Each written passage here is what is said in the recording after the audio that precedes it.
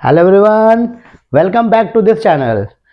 आज अपने इस वीडियो क्लास में मैं लेकर के आ गया हूँ फिर से bank reconciliation statement. Previous lecture में हमने इसी पे बात की थी, हमने इसे कॉन्सेप्ट को समझा था कि what is bank reconciliation statement, क्यों बनाते हैं, कैसे बनाते हैं, कब कब, है ना, किस कंडीशन में हो क्वेश्चंस तो कैसे उसको सॉल्व करते हैं, ये बेसिक कॉन्सेप्ट को समझा था।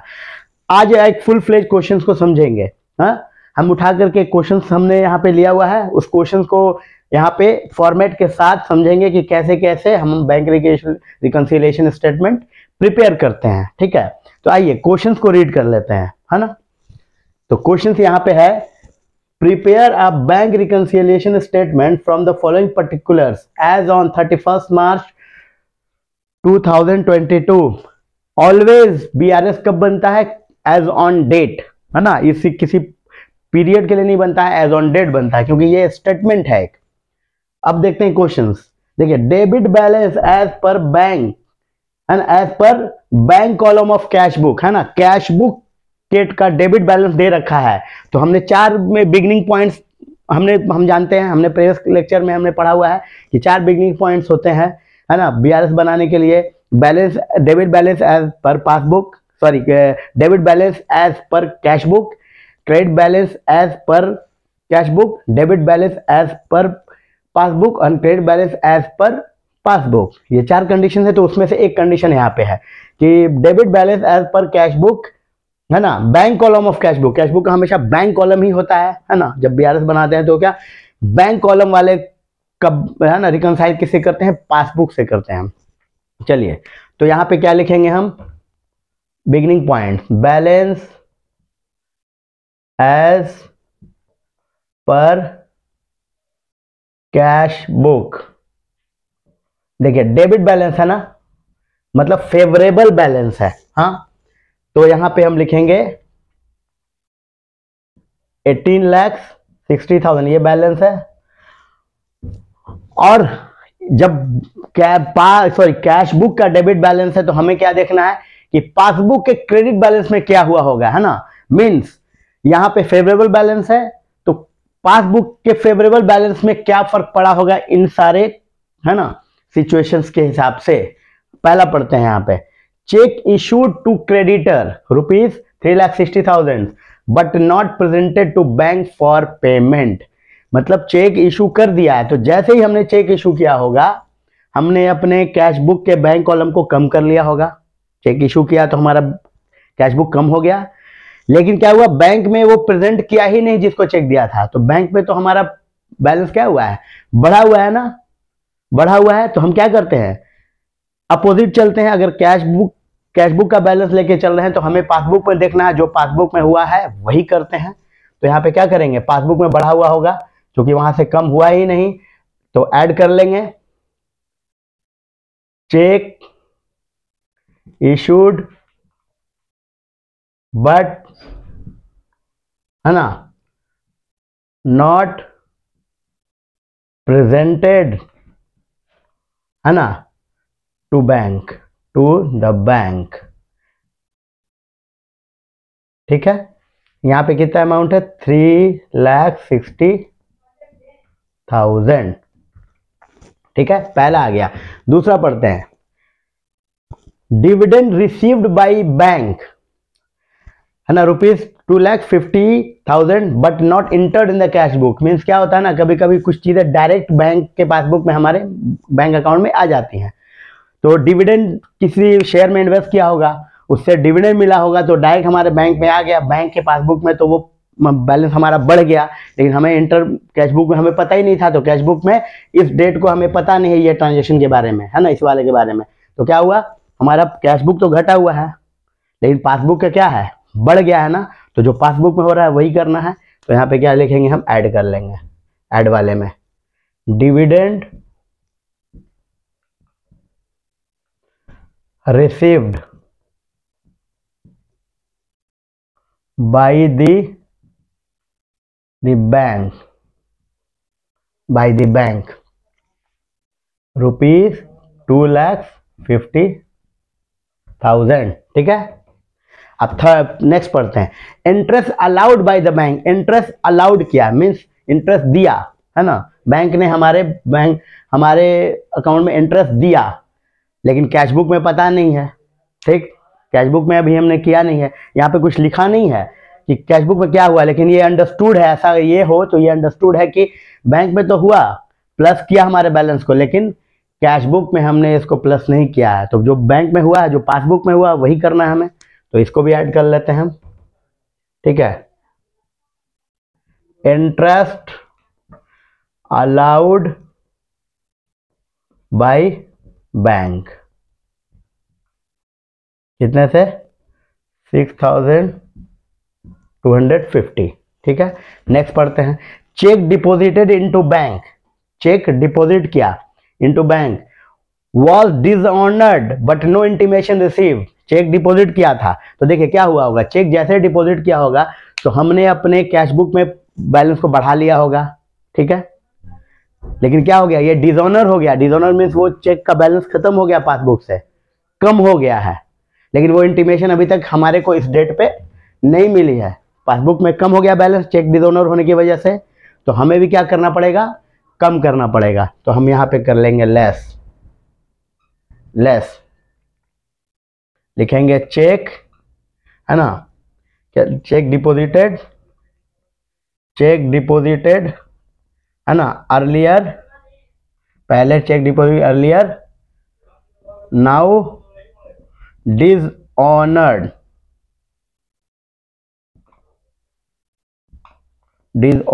कितने का है ये, 1,60,000 ऐसे कर। ठीक है, 1,60,000 का। ठीक है, अब नेक्स्ट पढ़ते हैं हम, check deposited but not collected. मतलब चेक डिपॉजिट किया, बैंक में जमा किया, जैसे हमने बैंक में चेक जमा किया, हमने अपने कैशबुक में अपने बैलेंस को बढ़ा लिया, राइट, लेकिन क्या हुआ, वहां बैंक में कलेक्ट नहीं हुआ। कलेक्ट नहीं होने का मतलब बैंक ने उसको अभी हमारे अकाउंट में क्रेडिट नहीं किया है। ठीक है, तो बैंक के पासबुक में हमारा बैलेंस कम है, पासबुक में कम है, तो हमें भी क्या करना पड़ेगा, बैंक कैशबुक में भी कम करना पड़ेगा। तो हम कर लेंगे कम। ठीक है, लिखेंगे चेक डिपॉजिटेड, है ना, but not collected by bank,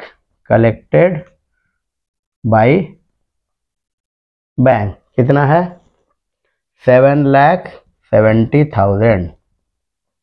ठीक है, अब bank charges not entered in the cash book.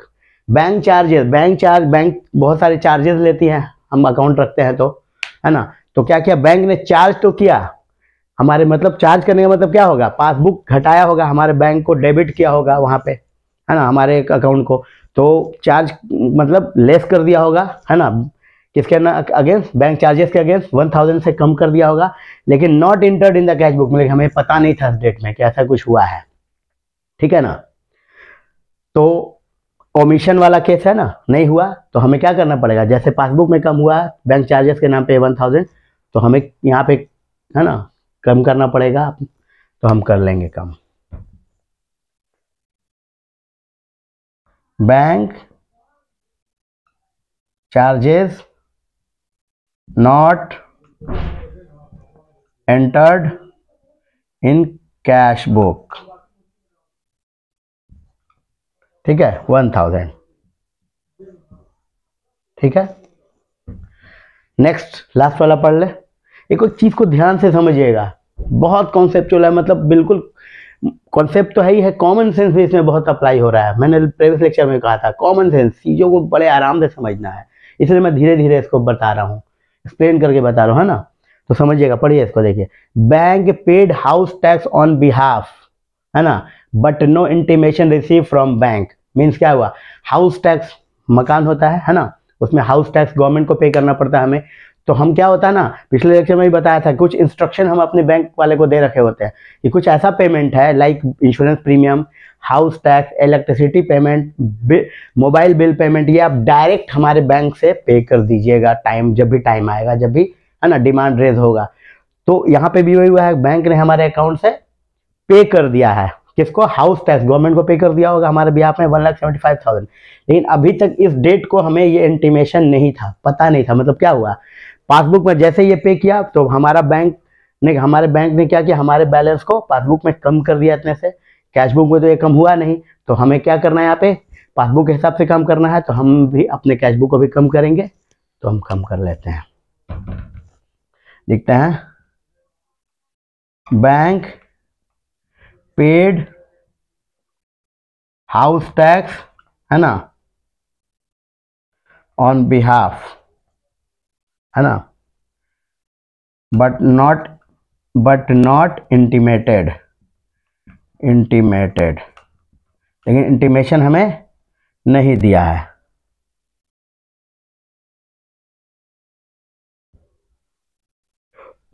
ठीक है, अमाउंट क्या लिख ले, 1,75,000। अभी देखिए आ गया, अब तो कुछ नहीं है। अब टोटल कर लें इसको, तो ये हो गया 5, 6, 10, ये हो गया 6, 10, और ये हो गया 6,250, तो ये हो गया 6,16,000, तो ये हो गया 6,16,250, और इसमें जोड़ लें क्या, 18 लाख, मीन्स इसको ऐसे कर लें 1860 और 6,16,250 ऐड कर ले, तो ये 250 हो गया, ये हो गया 6, ये हो गया 7, ये हो गया 14, है ना। सॉरी, ऐड जोड़ देना, ऐड करना है, हम ऐड कर रहे हैं ये, तो क्या हो जाएगा, ये 6, ये 7, ये 14 और ये 2, तो हो जाएगा ये 24,76,250। ठीक है, ठीक। अब ये जोड़ ले, इसको लेस करना, इसे ऐड किया था, है ना, इसे ऐड किया था इसमें, और इसको लेस करना है, तो ये हो गया 160, ये 770 और ये 175, तो ये हो गया 5, 14 से 20, 2, है ना, 11, यही आया। ऐसे देख लें फिर से, इसको ऐसे कीजिए, 1,60,000, 7,70,000, 7,70,000, ठीक है, और 1,75,000, ठीक है, तो ये हो गया 5, ठीक है, 7, 14, 6, 20, 0, 2, 11, तो ये आ गया हमारा, यहाँ पे ऐसे कर लें तो ये आ गया 1105, ठीक। और इसमें से ये लेस कर ले तो 1105, तो ये कितना आ गया 250, 1, 1, 3, 1, ठीक है, तो ये आ गया 13,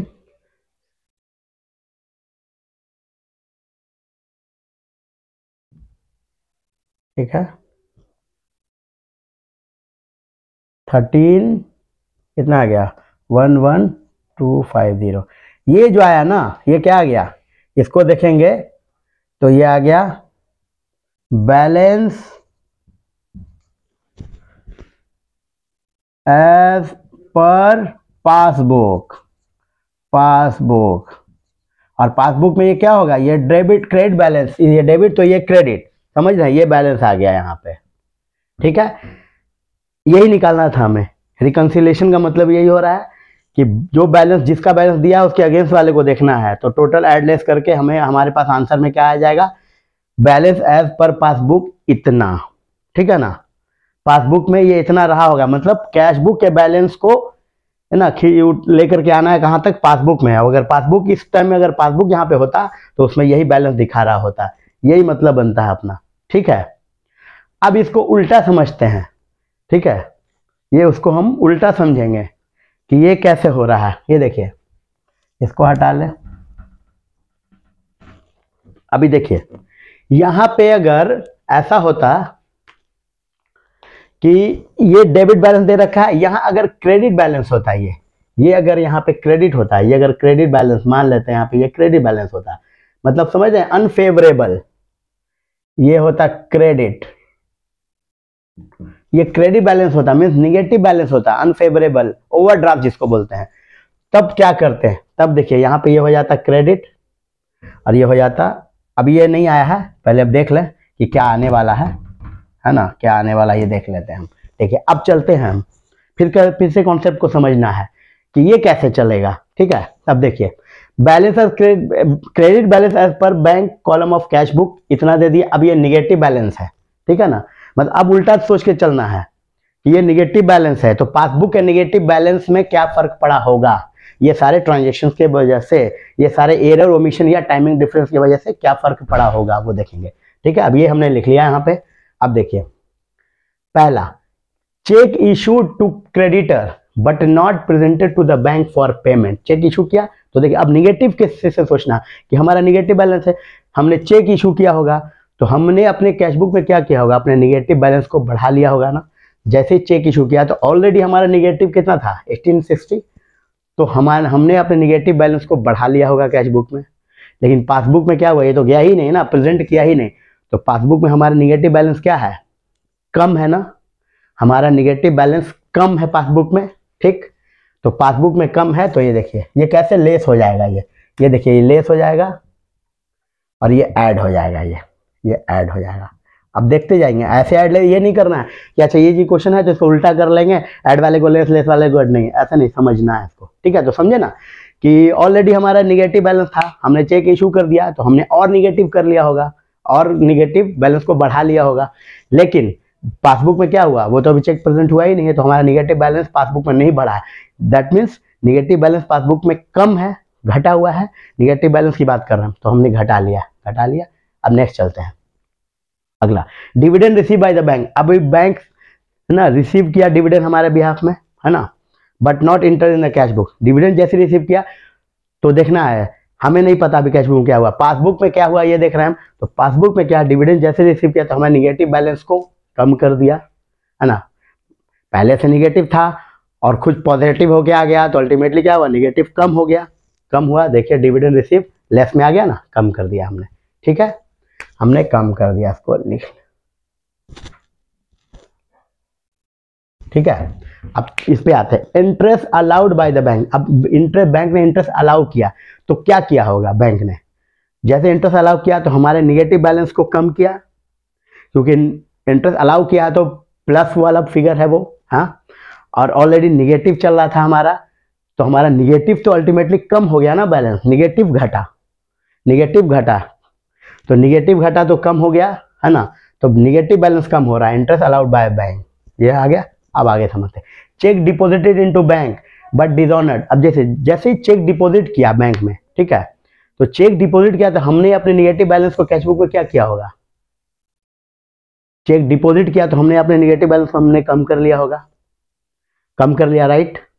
लेकिन क्या हुआ, वो चेक जाकर के बैंक में डिसऑनर हो गया, तो वहां पे क्या, हमारा निगेटिव बैलेंस, हमें तो लगा कि हमने कम कर लिया क्योंकि हमने चेक डिपॉजिट किया था, लेकिन अल्टीमेटली क्या हुआ, वो डिसऑनर हो गया, तो निगेटिव बैलेंस पासबुक में फिर से बढ़ गया हमारा, तो हमने बढ़ा लिया। देखिए हमने बढ़ा, check deposited earlier now dishonoured, हमने अपने निगेटिव बैलेंस को बढ़ा लिया। ठीक, अब आगे चलते हैं, cheque deposited but not collected. ठीक है ना, चेक डिपॉजिट किया, ठीक, तो जैसे डिपॉजिट किया तो हमने फिर वही किया, अपने निगेटिव बैलेंस को कम कर लिया, अपने निगेटिव बैलेंस को कैश बुक में हमने कम कर लिया। लेकिन क्या हुआ, वो कलेक्ट हुआ ही नहीं, वो वाला वो चेक कलेक्ट नहीं हुआ, मतलब हमारे पासबुक में हमारा निगेटिव बैलेंस बढ़ा रह गया ना, तो जो पासबुक में हो रहा वही करना है, तो हमने बढ़ा लिया। देखिए check deposited but not collected, है ना, बढ़ा लिया, ऐड किया, निगेटिव बैलेंस को बढ़ा लिया है। ठीक, अब नेक्स्ट आते हैं, bank charges not entered in the cash book. Bank charges not entered in the cash book, मतलब बैंक चार्जेस जैसे हुआ तो पासबुक, कैश बुक में तो कुछ नहीं किया हमने, पासबुक में क्या हो गया, हमारे चार्ज किया ना, हमारे निगेटिव बैलेंस को बढ़ा दिया होगा, है ना, निगेटिव बैलेंस को बढ़ा दिया होगा, तो हम भी यहाँ क्या करेंगे, बढ़ा लेंगे। ठीक।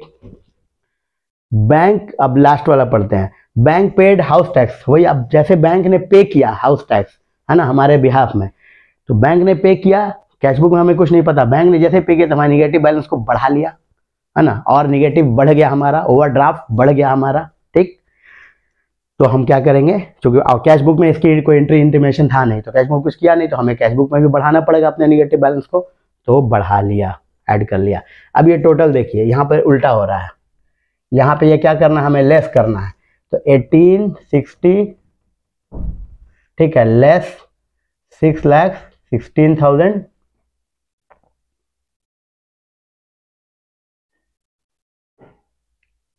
इसमें कुछ टोटल में देख लेते हो तो एक मिनट, ये 360 है, 250 है,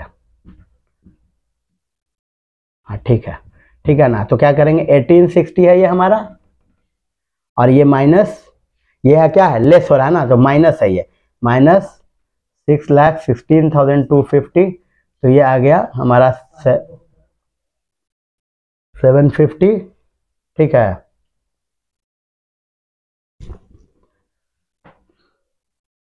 ये 750, ये हो गया 9, तो ये हो गया 3, ये हो गया 5, और ये हो गया 2, ठीक है। तो मीन्स क्या हो गया, 12, 53, 750, और इसमें ये ऐड कर लेना है कितना, 1105 000, तो ये 750, ये 8, ये 5, ये 3, ये 2, तो ये क्या हो जाएगा,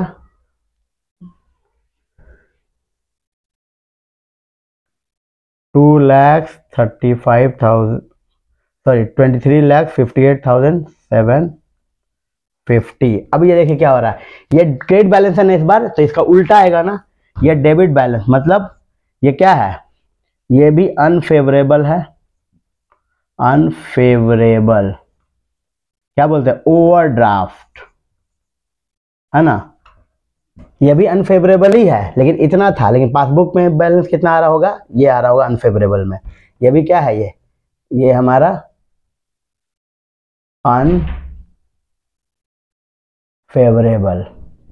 ठीक है, अनफेवरेबल मीन्स ओवर ड्राफ्ट, ठीक है, ओवरड्राफ्ट।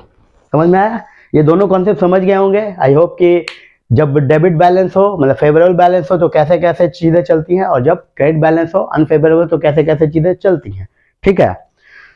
तो ये रहा ये आज का ये सॉल्यूशन, है ना, इसको आप प्रैक्टिस कीजिएगा, और नेक्स्ट क्लास में, नेक्स्ट लेक्चर में होपफुली मैं बात करूंगा अपने एडजस्टेड कैश बुक पे, कि एडजस्टेड कैश बुक के का जब कंडीशन आए, means at the end of the period जब बीआरएस बनाना हो, तो वहां पे हम एडजस्टेड कैश बुक बनाते हैं पहले, और फिर उसके बाद बीआरएस बनाते हैं, तो वो हम नेक्स्ट लेक्चर में समझेंगे। और जिनको भी कॉन्सेप्ट समझना है, बेसिक कॉन्सेप्ट इस बीआरएस की, बैंक रिकंसिलिएशन की, वो मेरे प्रीवियस लेक्चर को जाएंगे, मेरे चैनल को सब्सक्राइब करेंगे, मेरे प्रीवियस लेक्चर में मैंने दे रखा है ना, उसमें आप देख लेंगे बीआरएस पार्ट 1 में, है ना, कि कॉन्सेप्ट क्या था। चलिए तो फिर मिलते हैं नेक्स्ट सेशन में, नेक्स्ट क्लास में, तब तक के लिए all the best, happy study, bye.